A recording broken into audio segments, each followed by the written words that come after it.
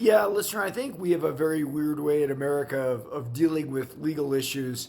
Everything in America is entrepreneurial, right? And that goes for law enforcement as well.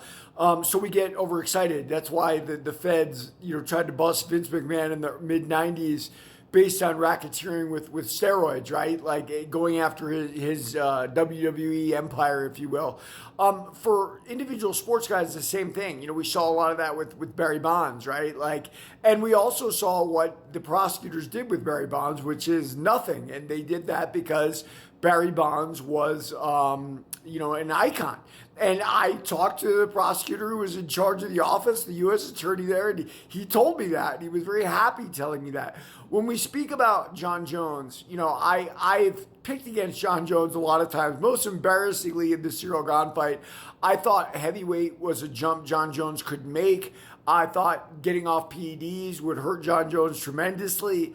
None of those things have actually manifested themselves. John Jones seems to have cleaned himself up and made the transition to heavyweight. And the fact that he is just such a natural, gifted athlete makes him the GOAT. Yes, I'm going to give him the GOAT status. For a long time, I would have said Anderson Silva. And the truth about Anderson Silva is he fought too long, right? He fought beyond his expiration point. And we do that in life because we love the thrill and the combat sport. That's what we are. We're warriors. And so Anderson fought just a little bit too long. What John Jones represents is the athlete into the sport. Two brothers who are professional NFL players. And he's the first real true athlete level MMA fighter there. There's going to be a lot more, right? And there'll be animals, I'm sure, but John Jones is definitely the first. So the question is he the GOAT right now? Yes, 100% he's the GOAT. Do I think he's lost some fights? Yeah, I do. Look, I thought he lost a fight to Gustafsson the first time.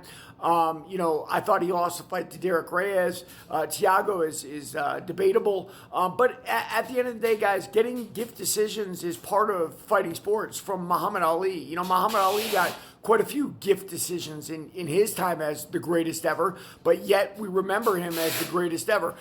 If he beats Aspinall, he is definitely the greatest ever, and anybody who would argue that is just a fool. But listen, till now he hasn't fought Aspinall, and I know why he hasn't. Aspinall represents a giant challenge, a big, fast, powerful guy that's going to test every bit of John Jones' athleticism.